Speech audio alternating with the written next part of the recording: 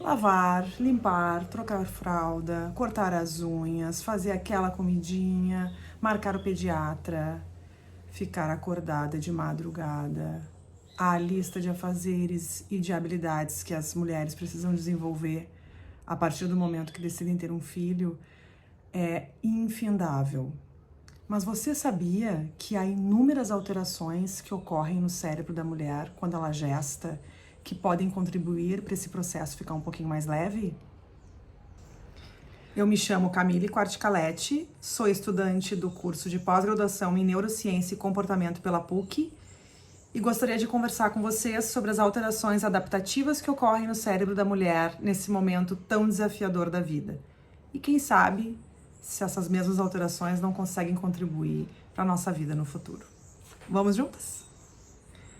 Inicialmente é importante que eu diga que esse estudo, embora eu tenha lido um pouco a respeito as alterações que acontecem também com pais, né, com pais e mães adotivos, com responsáveis por crianças, porque há um processo de vida que se altera, né, com a chegada de um bebê ou de uma criança. O meu foco foi especificamente as mães que gestam, né, as alterações que ocorreram durante a gestação e nos primeiros períodos ali pós-parto e que se prolongaram ao longo de uma vida, como a gente vai ver, né? E tudo começou quando surgiu a ressonância magnética, que permitiu, através da comparação dos cérebros de mulheres que nunca gestaram com aquelas que gestaram, né, e mais de uma gestação, e também ao final da vida, descobriram-se então essas alterações que são tão importantes durante esse período desafiador. Parte dessas descobertas, né, sugerem que há uma plasticidade cerebral diferente nas mulheres grávidas, né? Além dela auxiliar no preparo do corpo que está esperando essa nova vida, além de todas as alterações endócrinas, né, que ocorrem no corpo da mulher, porque acho que desde o cabelo até a ponta do pé, praticamente tudo se altera, né? O nosso corpo muda muito com a gestação. O cérebro também auxilia, né, nessas questões adaptativas e também em questões adaptativas que exigem do cérebro um funcionamento mais apurado. Então, parte dos artigos, por exemplo, tratam das questões de vigilância da mãe, né, do fato dela ser um pouco mais empática em determinadas situações, e a empatia aqui é no sentido de ter um olhar bastante sensível, né, e bastante afetuoso em relação à sua cria, por mais cansativo que seja e estressante, né, dar conta de toda essa lista infindável de afazeres que eu falei. A gente chega no fim do dia e vê o bebê sorrindo e tem um boom de energia, né? Tem um ânimo diferenciado só por poder estar em contato com a nossa cria. E a própria plasticidade neural revela que isso acontece porque a mãe está gestando. Mas e o que é, então, a plasticidade cerebral, né? O que essa plasticidade faz? Na verdade, a plasticidade, ela atua em relação a todo mundo, né? A gente ouviu, eu lembro que quando eu comecei a estudar a pós, eu sabia, assim, vagamente o que era plasticidade, né? Pensava sempre em processo plástico, o que é algo plástico, que se adapta, né? Que se conforma ao ambiente em que ele está.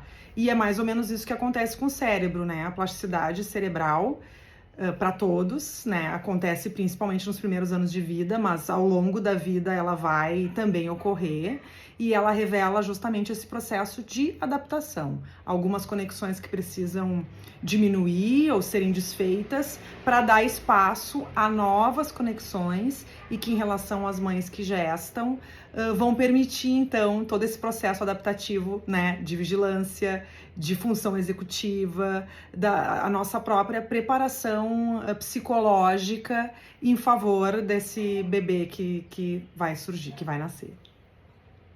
Eu trouxe um trechinho sobre a neuroplasticidade. Eu gostaria de dividir uma pequena frase com vocês. Em um sentido mais amplo, a plasticidade do cérebro pode ser considerada como a capacidade de fazer mudanças adaptativas relacionadas à estrutura e à função do sistema nervoso. A plasticidade neuronal pode significar apenas alterações morfológicas em áreas cerebrais, alterações nas redes neuronais, incluindo alterações na conectividade neuronal, bem como a geração de novos neurônios e alterações neurobioquímicas. Ou seja, além da neuroplasticidade cerebral que é própria do ser humano, né, essa adaptação, esse processo que seleciona aquilo que deve permanecer funcionando, a grosso modo, do que aquilo que pode ser esquecido, né, pode ser diminuída a função. Ainda há essa neuroplasticidade própria do período gestacional e que contribui para esse comportamento, então, mais atento, né, de maior vigilância, para que a mãe também, em razão da empatia extra que desenvolve, fique mais sensível às necessidades do bebê, que consiga, então, desenvolver um pouco mais de apego e ter uma demonstração de interpretação mesmo, né, das emoções dessa criança. E há também, inclusive, estudos que revelam que as mães conseguem até interpretar um pouco melhor as feições dos rostos de pessoas conhecidas ou de pessoas estranhas nesse momento, em razão do que a neuroplasticidade cerebral exerce. A mãe também, em razão dessa neuroplasticidade cerebral, acaba desenvolvendo um sistema de identificação de emoções do bebê, né? E quando ele tá angustiado, parece que a mãe, mesmo um pouco distante, né? Tá na sala, tá vendo que tá acontecendo alguma coisa, a criança tem um gemido diferente, um choro diferente, a mãe já consegue identificar se há uma questão só fisiológica envolvida ou se tem alguma questão emocional também de desconforto desse bebê, fazendo de tudo para proporcionar com que ele fique melhor e que se sinta num ambiente mais acolhedor. Num outro estudo que comparou também, por meio de ressonância magnética, cérebros das mães, visualizando os seus bebês e também visualizando crianças diferentes, se mostrou uma ativação cerebral um tanto curiosa, né, em regiões do cérebro que demonstram que há um vínculo que é robusto, que é altamente complexo e que compreende desde questões cognitivas até questões afetivas e comportamentais na relação, né, mamãe e bebê. Então, são muitos fatores e muitas alterações que ocorrem no cérebro para adaptar esse momento, né, delicado, difícil e que pode ser bastante desafiador para uma mãe, com todo o apoio que ela venha a ter. Pode ter pai que ajuda, avó que ajuda, né, mas há um recrutamento de funções do nosso corpo, de emoções do nosso coração e um recrutamento de funções cerebrais para contribuir que esse momento seja mais leve, mais agradável e contribuir para a sobrevivência da nossa espécie, né?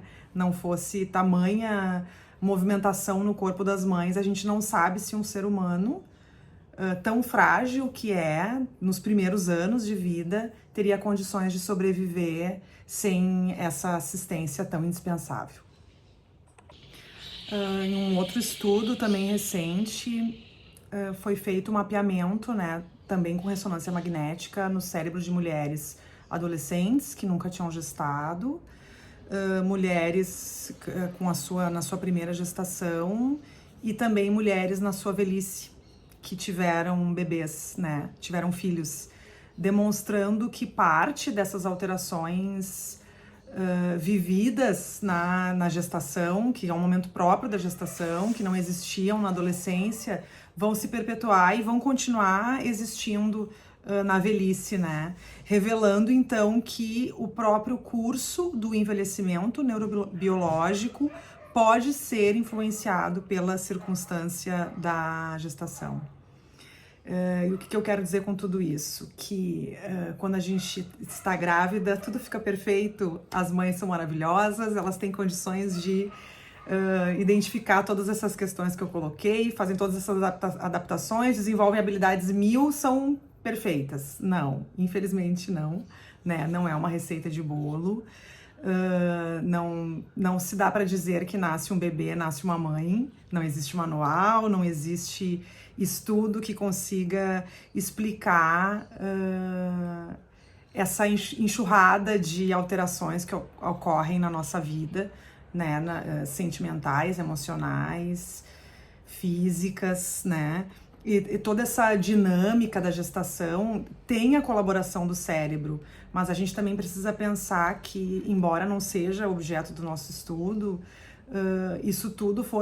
esses estudos todos foram realizados com mães que são saudáveis, né, que têm uma vida saudável, que não tem dependência química, uso de substância, medicação, alguma questão mental, né, e a gente sabe que isso é um número muito grande hoje de mulheres que se enquadram dentro dessas condições, né?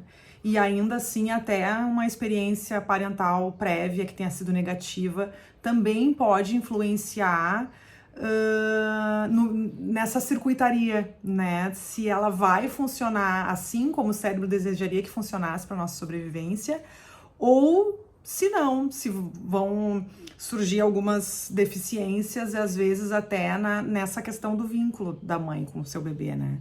E embora isso não seja objeto do nosso estudo, é importante que se diga para também vocês não acharem que eu tô aqui pregando que basta querer ser mãe e gestar, que tá tudo certo, está resolvida a maternidade, porque não está, né? Tem todas essas questões a serem lidadas. E eu gostaria de encerrar essa apresentação dizendo que há, de fato, uma plasticidade cerebral diferenciada nas mães, né? Elas recebem esse superpoder durante a gestação e conseguem desenvolver habilidades e novas capacidades que talvez antes de serem mães nem passava pela cabeça que conseguissem realizar. Eu gostaria de deixar uma provocação e uma reflexão. A provocação é no sentido de que se profissional e pessoalmente a gestação também não altera as nossas vidas, né? Porque, afinal de contas, enquanto mães, nós nos desdobramos em 1000 mulheres diferentes, né? Com inúmeros afazeres. E para isso, a neuroplasticidade cerebral, como falamos, provoca inúmeras adaptações. Será que essas mesmas adaptações não seguem conosco ao longo da nossa vida, também nos transformando em pessoas e profissionais melhores, com o cérebro mais desenvolvido, né? Então você, enquanto mãe, dona de casa, ou se é empreendedora, se é advogada, se é enfermeira, se é artista, se é cantora, se é garçonete, será que você não sente que depois da maternidade você se tornou uma mulher mais capacitada, mais habilitada, mais versátil para compreender e administrar as diversidades da vida? Também gostaria de deixar uma reflexão, não menos importante, né? Mas que se você conhece alguma mãe, se você é mãe, se você tem ou já teve mãe, ou se você está planejando ser mãe, que você consiga lembrar que sim, a maternidade é um momento bastante difícil, cheio de afeto, cheio de carinho, mas também cheio de percalços, uma complexidade gigantesca, né, no corpo e na cabeça da mulher, e que exige um desempenho físico, mental, emocional, quem sabe até espiritual, mas que mesmo que as coisas não ocorram exatamente como você planejou, né, exatamente como você sonhou, que você possa olhar para esta mãe, olhar para você mesma com bastante compaixão e lembrar que cada mãe é uma, cada mulher é única, cada uma de nós tem a sua história de vida, né?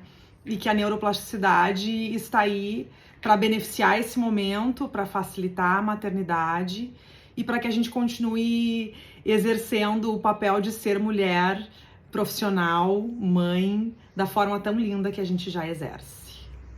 Eu gostaria de fazer um agradecimento ao meu professor, orientador, Léder Xavier, que com bastante paciência, né, topou esse desafio de orientar uma aluna que não é da área médica, né, está incursionando na neurociência.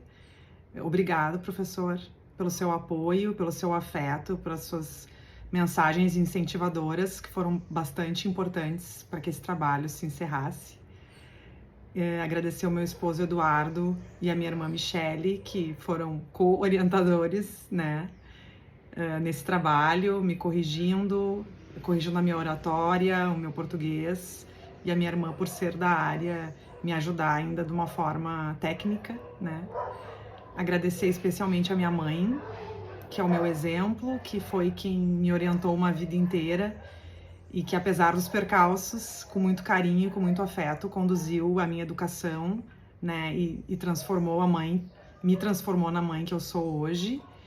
E agradecer muito às minhas filhas, Eduarda e Rafaela, que foi com elas que eu tive esse primeiro impulso em descobrir sobre as alterações do cérebro da mãe, porque de fato tem algo que acontece, né, nesse momento, e também muito por elas que eu desejo ser todos os dias uma pessoa melhor, uma mãe melhor e uma profissional melhor.